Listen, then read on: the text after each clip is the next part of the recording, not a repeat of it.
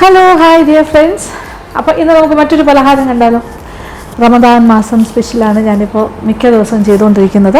അപ്പോൾ കുറച്ച് വളരെ ന്യൂട്രിറ്റീവായിട്ടുള്ള കാര്യങ്ങളും ആ സമയത്ത് കഴിക്കാൻ ശ്രമിക്കണം എന്നുള്ളതാണ്. അങ്ങനെ ആ പണ്ട് മുതലേ ഉള്ള ഒരു രീതി അനുസരിച്ച് പോവുകയാണെങ്കിൽ ഇതെല്ലാം വരുന്നുണ്ട് ആ ഡയറ്റിൽ. കാരണം ഈന്തപ്പഴം കഴിക്കും, പിന്നെ ഇഷ്ടംപോലെ നട്ട്സും ഫ്രൂട്ട്സും അങ്ങനെയൊക്കെ കഴിക്കാമല്ലോ. അപ്പോൾ ഏത്തപ്പഴം ഒരു പ്രധാന കാര്യമാണ്. അപ്പോൾ ഏത്തപ്പഴം കൊണ്ട് ചെയ്യുന്ന കാര്യങ്ങളെന്ന് വെച്ചാൽ ഇപ്പോൾ ഏത്തപ്പഴം കൊണ്ട് പോള തയ്യാറാക്കാം, പിന്നെന്താ ഉന്നക്ക ഉണ്ടാക്കാം, അങ്ങനെ ഒരുപാട് വിഭവങ്ങളുണ്ട്. അപ്പം നമ്മളൊരു ചെറിയ വിഭവം പഴുത്ത ഏത്തപ്പഴം കൊണ്ട് ഞാൻ ചെയ്യാൻ തീരുമാനിച്ചിരിക്കുകയാണ്. എന്താണ് അതൊരു കട്ട്ലേറ്റ് പോലെ ചെയ്യാൻ പോവാണ്. സ്വീറ്റ് കട്ട്ലേറ്റാണ്, ബനാന വെച്ചിട്ടൊരു കട്ട്ലേറ്റ്, പഴുത്ത ഏത്തപ്പഴം കൊണ്ടൊരു കട്ട്ലേറ്റ്. അപ്പോൾ ആദ്യത്തെ കാര്യം എന്താണെന്ന് അറിയാമോ, ഒന്ന് വേവിക്കണം. അപ്പം നമുക്ക് വേണ്ടത് അധികം ഒരുപാട് ഓവറായിട്ട് പഴുത്തു പോയ പഴമല്ല, പഴുത്ത കളർ മാറാത്ത കുറച്ച് ഉറപ്പുള്ളൊരു പഴം. ഓക്കെ, ഉന്നക്കായ്ക്കെല്ലാം എടുക്കുന്ന പോലത്തെ ആണെങ്കിൽ കൊള്ളാം, ഇച്ചിരി പഴുത്താലും കുഴപ്പമില്ല. അപ്പോൾ ആ ടൈപ്പ് തന്നെ കിട്ടിയിട്ടുണ്ട്. ഒരു 4 എണ്ണം വേണം. അളവൊക്കെ നിങ്ങൾക്ക് വേണമെങ്കിൽ കുറയ്ക്കാം കേട്ടോ. 4 എന്നുള്ളത് വലിയ പഴമാണെങ്കിൽ 3 ആയാലും കുഴപ്പമില്ല. ഇതിലിപ്പോൾ 2 എണ്ണം വലുതും 2 എണ്ണം കുറച്ച് ചെറുതുമാണ്.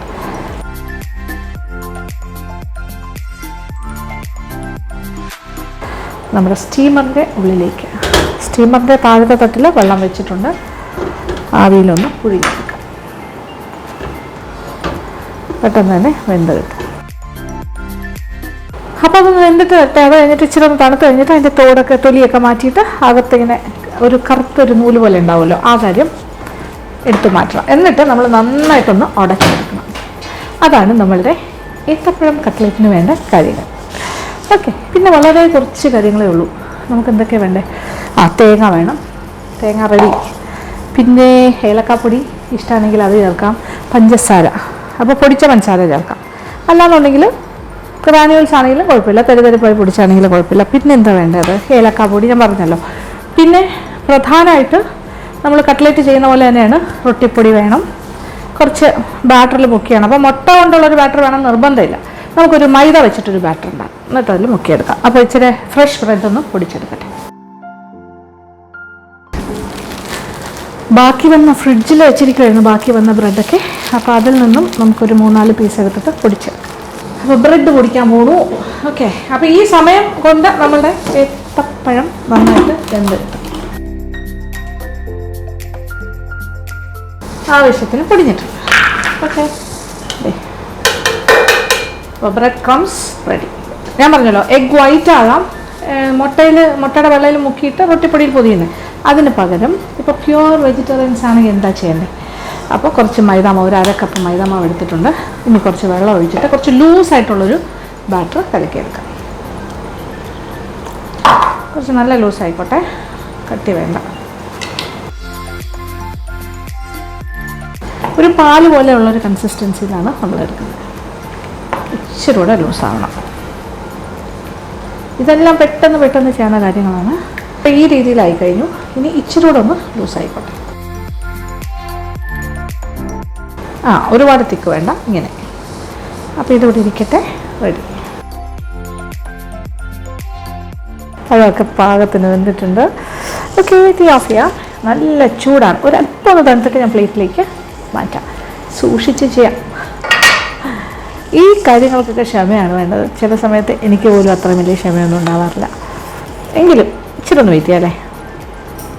എന്നിട്ട് ഒരു പ്ലേറ്റിലേക്ക് ഓരോന്നോരോന്നായിട്ട് മാറ്റാം. എന്നിട്ട് അതിൻ്റെ തൊലി മാറ്റിയിട്ട് ആ നടുക്കുള്ള ഭാഗം ഇങ്ങനെ പിളർന്ന് അകത്തുള്ള കറുത്ത നൂല് പോലെയുള്ള അതിൻ്റെ അരിയാണ്, അത് മാറ്റണം.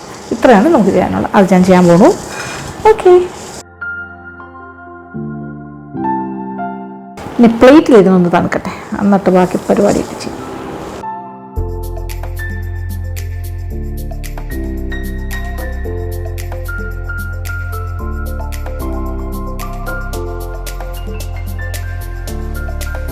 ഇത് നോക്കിയേ, എല്ലാം ഇങ്ങനെ ഞാൻ 2ആയിട്ട് പിളർന്ന് വെച്ചിരിക്കും.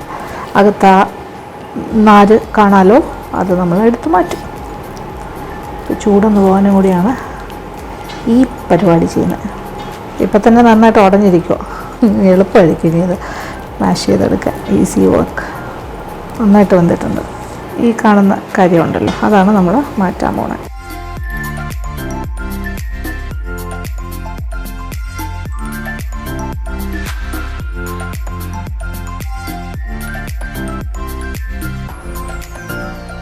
ഇനി ഓരോന്നോരോന്നിട്ട് അതിനകത്തേക്ക് ആക്കിയിട്ട് നന്നായിട്ട് മാഷ് ചെയ്തെടുക്കാം.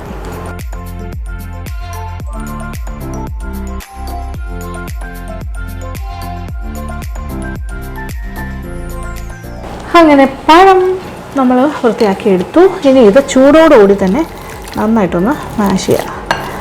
ഒരു മാഷർ ഉണ്ടെങ്കിൽ അങ്ങനെ, ഇതില്ലാന്നുണ്ടെങ്കിൽ തടി വെച്ചോ ഇങ്ങനെ അടച്ചെടുക്കും.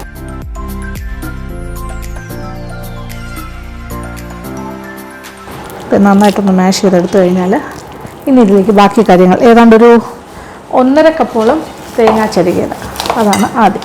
പഞ്ചസാര ഒരു 6 ടേബിൾ സ്പൂൺ, അത് പൊടിച്ച പഞ്ചസാരയാകാം അല്ലെങ്കിൽ ഗ്രാനുവൽസ് ആകാം. ഏതാണ്ട് 1/2 കപ്പെന്ന് പറയാം.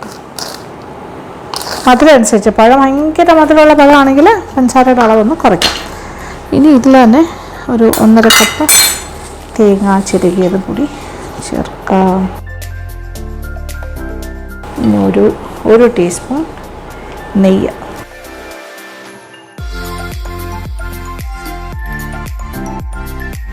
അപ്പോൾ നമ്മളുടെ ഒരു 1/2 മുതൽ 1 ടീസ്പൂൺ വരെ ആകാം ഏലക്ക പൊടി. ഞാൻ കുറച്ച് റൊട്ടിപ്പൊടിയും കൂടി ചേർക്കാൻ പോകണം കേട്ടോ. അപ്പോൾ നിങ്ങൾക്ക് ആവശ്യാനുസരണം ചേർക്കാം, അതിൻ്റെ ഒരു ഇതെടുക്കുന്നതിന് വേണ്ടി. ഏതാണ്ട് ആവശ്യത്തിന് ചേർക്കാം. ഒരു 1/2 മുതൽ 1 കപ്പ് വരെ ആകാം. ഇത് നമ്മളുടെ മൈദ മാവ് നല്ല ലൂസായിട്ട് പാല് പോലെ കലക്കിയെടുത്തതാണ്. ബ്രെഡ് പൊടി ഇവിടെ ഉണ്ട്. നാരങ്ങയുടെ വലിപ്പത്തിലെടുക്കാം.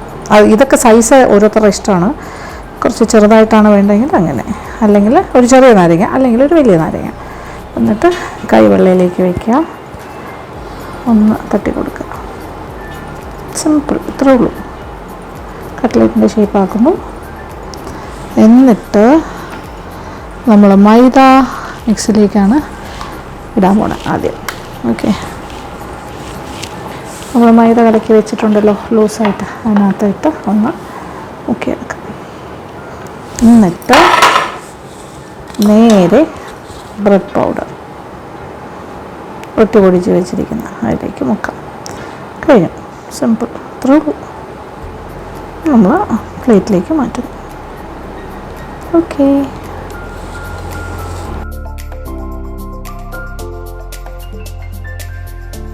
ആദ്യം കുറേ ഉരുളകൾ ഉരുട്ടി വയ്ക്കുന്നു. അത് കഴിഞ്ഞ് എല്ലാം ഒന്ന് പരത്തുന്നു.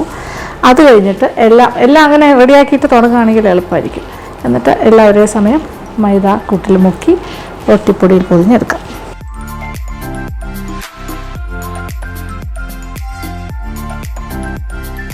അപ്പോൾ എല്ലാ കട്ട്ലേറ്റിനും വേണ്ട കാര്യങ്ങളും ഞാനിവിടെ പരത്തി ഷേപ്പ് ചെയ്ത് നമ്മൾ മൈദയിലൊക്കെ മുക്കി, മൈദ ലൂസായിട്ട് കലക്കിയതിൽ മുക്കി, റൊട്ടിപ്പൊടി ഫ്രഷ് ബ്രെഡാണ് പൊടിച്ചെടുത്തത്, റൊട്ടിപ്പൊടിയിൽ പൊതിഞ്ഞ് ഇങ്ങനെ വെച്ചിരിക്കും. അപ്പോൾ ഈ അളവിൽ നിന്നും ഒരു 24 എണ്ണം ഉണ്ടാക്കാൻ പറ്റും. 4 ഏത്തപ്പഴം, 4 വലുതെന്ന് പറയാം. ഓക്കെ, ഇപ്പോൾ എണ്ണയും ഞാൻ ചൂടാക്കാൻ വെച്ചു. ഞാനിപ്പോൾ റിഫൈൻഡ് ഓയിലാണ് ചെയ്യുന്നത്.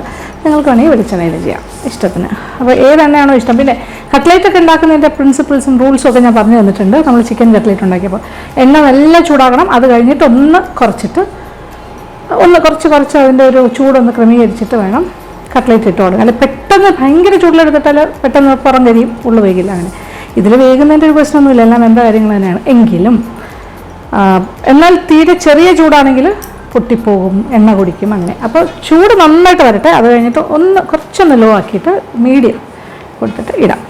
ഇട്ട് കഴിയുമ്പോഴും ഒരുപാടിട്ട് ക്രൗഡ് ചെയ്യരുത്, ആവശ്യത്തിന് ഇടുക. അങ്ങോട്ടും ഇങ്ങോട്ട് തട്ടാനും മുട്ടാനുള്ള അത്രയ്ക്ക് വാരി ഇടരുത്, അങ്ങനെയും പൊടിയാനുള്ള ചാൻസസ് കൂടുതലാണ്. ചൂട് ഇതെല്ലാം ഇട്ട് കഴിയുമ്പോൾ ചൂട് കുറവാണെന്ന് തോന്നുമ്പോൾ വീണ്ടും ഒന്ന് ചൂട് കൂട്ടി കൊടുക്കുക, തീ കൂട്ടുക. അപ്പോൾ എണ്ണ കൂടുതലായിട്ട് ചൂടായിക്കോളും. പിന്നെ കുറയ്ക്കുക, കൂട്ടുക, അങ്ങനെ. പിന്നെ എണ്ണയിൽ നിന്ന് ഇങ്ങനെ കോരുന്ന സമയത്ത് എണ്ണയ്ക്ക് നല്ല ചൂടുണ്ടാകണം. പിന്നെ വീണ്ടും സെക്കൻഡ് റൗണ്ട് ഇടുമ്പോഴും എണ്ണ ഒരു 5 മിനിറ്റ് കൊടുത്തിട്ടിടുക, 2-3 മിനിറ്റ് കൊടുത്തിട്ടിടുക. അപ്പോൾ ചൂട് വീണ്ടും കയറിയതിന് ശേഷം ഇടുക. ഇപ്പോൾ ദേ എണ്ണ ഏതാണ്ട് ചൂടായിരിക്കണം, നമുക്ക് ഇട്ട് കൊടുക്കാം. ഇനി ഞാൻ ഇപ്പം നല്ല ചൂടുണ്ടേ, ഇനി ഒരല്പം ഒന്ന് തീ കുറച്ച് കൊടുക്കും. ഇപ്പോൾ ശരിക്കും പറഞ്ഞാൽ ചൂടൊക്കെ ചെറുതായിട്ട് കുറഞ്ഞ് തുടങ്ങി. ഓക്കെ, ഈ സമയത്ത് ഞാൻ വീണ്ടും അല്പം തീ കൂട്ടി കൊടുക്കാൻ വേണ്ടി. ഇപ്പോൾ ദേ ചെറുതായിട്ട് ബ്രൗൺ ആയി തുടങ്ങുന്നു. തിരിച്ചിട്ട് കൊടുക്കാം ഓരോന്നോരോന്നായിട്ട്.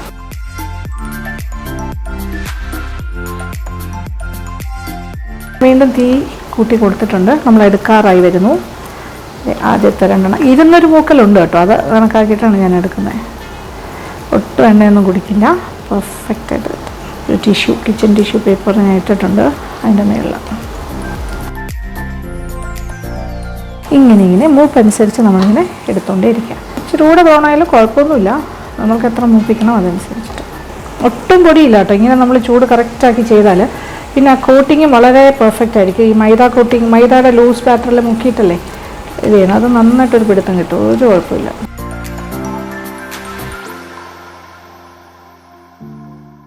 അപ്പോൾ ആദ്യത്തെ 7 എടുത്തു കഴിഞ്ഞു. ഞാനിപ്പോൾ ഒരു 2-3 മിനിറ്റ്സ് വെയിറ്റ് ചെയ്യാണ്, എണ്ണ വീണ്ടും ഒന്ന് നന്നായിട്ട് ചൂടായി വരാൻ. എന്നിട്ടാണ് ഇനി വീണ്ടും ഇടാൻ പോകുന്നത്. അങ്ങനെ ലാസ്റ്റ് ലാറ്റ് ഓഫ് കട്ട്ലേറ്റും ഞാനിങ്ങനെ വറുത്തെടുത്ത് കഴിഞ്ഞു. നോക്കിക്കോളൂ, പെർഫെക്റ്റ് ആയിട്ട് ഇരിക്കുന്നില്ലേ, നല്ല ഷേപ്പ്, കറക്റ്റ് കരിപ്പ് എല്ലാം കറക്റ്റായിട്ട് വന്നിട്ടുണ്ട്. ഇനി ഞാൻ തീ ഓഫ് ചെയ്യുന്നു കേട്ടോ. കഴിഞ്ഞു. ഒരു പ്ലേറ്റ് നിറച്ച് cutlet, sweet cutlet, banana cutlet, ഏത്തപ്പഴം കട്ട്ലേറ്റ്.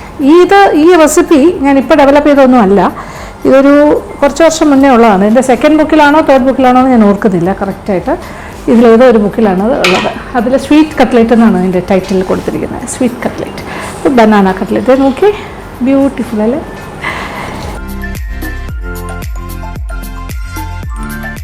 ഇനി ഞാനൊരെണ്ണം കഴിച്ച് കാണിക്കുന്നുണ്ട്, നോക്കിക്കോളൂ. ഞാൻ ഒരെണ്ണം അടുത്ത് മാറ്റി വെച്ചു തണുക്കാനായിട്ട്, സെപ്പറേറ്റ്. ഇതാണ് അതിൻ്റെ ഉള്ള്. പുറമേ നല്ല കരികരിപ്പും അകത്ത് നല്ലൊരു സ്വീറ്റ്നെസ്. ശരിക്കും പറഞ്ഞാൽ ഏത്തപ്പഴം മൈ ഫേവററ്റ് ഫ്രൂട്ട്. അത് ഏത് രീതിയിൽ ചെയ്താലും എനിക്കിഷ്ടമാണ്. പക്ഷേ ഇത് വൺ ഓഫ് ദ ബെസ്റ്റ് റെസിപ്പീസായിട്ട് എനിക്ക് തോന്നിയിട്ടുണ്ട്. ഏത്തപ്പഴം കൊണ്ട് ചെയ്യാൻ പറ്റിയ ഉന്നക്ക എനിക്ക് ഭയങ്കര ഇഷ്ടമാണ്. അതും എനിക്ക് ഇഷ്ടപ്പെട്ട ഒരു റെസിപ്പിയാണ്, അകത്ത് സ്റ്റഫിങ് എല്ലാം ആയിട്ട്. ഇത് വേറൊരു ലെവലാണ്. ഇത് അകത്ത് സ്റ്റഫിങ് എന്നുള്ളതല്ല, ഇതിൻ്റെ ഉള്ളിൽ മാക്സിമം കാര്യങ്ങളുണ്ട്. പിന്നെ ഇതിനകത്ത് തന്നെ ഡ്രൈ ഫ്രൂട്ട്സും നട്ട്സും ഒക്കെ ചേർക്കാം കേട്ടോ. ചെറുതായിട്ട് അരിഞ്ഞ ബദാം, അണ്ടിപ്പരിപ്പ്, കിസ്മിസ്, എന്ത് വേണമെങ്കിലും നിങ്ങൾക്ക് ചേർക്കാം. ഡേറ്റ്സോ എന്ത് വേണമെങ്കിലും ചേർക്കാം. അത് നമ്മളുടെ സാമ്പത്തിക നില പോലെ ഇരിക്കും. എത്രത്തോളം റിച്ച് ആക്കണോ അത്രത്തോളം ആക്കാം. ഒന്നുമില്ലെങ്കിലും ഏറ്റവും ടേസ്റ്റാണ്. ഇതിപ്പോൾ ഇല്ലല്ലോ, തേങ്ങ മാത്രമല്ലേ ഉള്ളൂ. ശരിയല്ലേ? പഞ്ചസാരയും തേങ്ങയും. ടേസ്റ്റി കഴിച്ചാൽ നിർത്താനേ തോന്നില്ല. പിന്നെ വേറെ സോസൊന്നും വേണ്ടല്ലോ, ഇങ്ങനെ കഴിച്ച് നടക്കാൻ കുട്ടികൾക്ക് ഇഷ്ടം, എല്ലാവർക്കും ഇഷ്ടമാവും. നിങ്ങൾക്കിപ്പോൾ ഈ നോമ്പ് തുറന്ന സമയത്ത് വൈകുന്നേരം നോമ്പ് മുറിച്ച് കഴിഞ്ഞിട്ട് സ്നാക്കിങ് കാര്യങ്ങളുണ്ടാവുമല്ലോ, ഒരു സ്വീറ്റും ഒരു സേവറി, എരിവുള്ള കാര്യങ്ങളും മധുരവും ഒക്കെ അല്ലേ. അപ്പോൾ മധുരത്തിൻ്റെ കൂട്ടത്തിൽ ഇതും കൊണ്ട് വയ്ക്കാം. പെട്ടെന്ന് കാണുമ്പോൾ എല്ലാവരും ഇതെന്ത് ചിക്കൻ കട്ട്ലേറ്റ് ആണോ ബീഫ് കട്ട്ലേറ്റ് ആണോ എന്നൊക്കെ തോന്നും. മീറ്റ്, സോറി, അതൊന്നും അല്ല, അതൊരു മധുരമാണെന്ന്. അല്ലെങ്കിൽ കട്ട്ലേറ്റ് അങ്ങനെ കൊടുത്താൽ മതി. കഴിക്കുമ്പോൾ ഇത് മധുരിക്കുന്നില്ലോ എന്ന് പറയും, വ്യത്യാസമായിരിക്കും. എന്തായാലും ട്രൈ ഔട്ട് ചെയ്യുക. റെസിപ്പീസിൻ്റെ ഫോട്ടോസും വീഡിയോസും ഒക്കെ LN വ്ളോഗ്സിൻ്റെ ഫാമിലി ഗ്രൂപ്പ് FBയിലുണ്ട്, ഫേസ്ബുക്കിൽ, അതിലിടുക. ഇല്ലെങ്കിൽ വാട്സപ്പ് നമ്പർ ഇതിൽ കൊടുത്തിരിക്കുന്നതിൽ ഇടുക. സന്തോഷം. അപ്പോൾ സന്തോഷം, വളരെ വളരെ സന്തോഷം നിങ്ങൾ ഇത്ര നേരം ക്ഷമയോടുകൂടി കണ്ടിരുന്നതിൽ. അപ്പോൾ ഈ വീഡിയോ നിങ്ങൾക്ക് ഇഷ്ടപ്പെട്ടിട്ടുണ്ടെങ്കിൽ എന്താ ചെയ്യേണ്ടത്? നിങ്ങൾ അതിനൊരു ലൈക്ക് കൊടുക്കുക, പിന്നെ കമൻറ്റ് ബോക്സിൽ വന്ന് കമൻറ്റ് ചെയ്യുക. ഇതുകൂടാതെ നിങ്ങളുടെ ഫ്രണ്ട്സുമായിട്ട് ഈ ലിങ്ക് ഷെയർ ചെയ്യുക. പിന്നെ സബ്സ്ക്രൈബ് ചെയ്യാതെയാണ് നിങ്ങൾ കണ്ടുകൊണ്ടിരിക്കുന്നതെങ്കിൽ പ്ലീസ് ഡു സബ്സ്ക്രൈബ്. നിങ്ങളുടെ എല്ലാ സപ്പോർട്ട് എനിക്ക് നല്ല രീതിയിലുണ്ട്, പക്ഷേ ഇനിയും സപ്പോർട്ട് ഞാൻ ആഗ്രഹിക്കുകയാണ്. അപ്പോൾ സബ്സ്ക്രൈബ് ചെയ്യുക, പിന്നെ ബെൽ ഐക്കൺ പ്രസ് ചെയ്യുക, പിന്നെ അതിൽ ഓൾ എന്നുള്ള ഓപ്ഷനും കൂടി പ്രസ് ചെയ്യുക. Okay, thank you so much. Thank you for watching and keep on watching Lakshmi Nair vlogs.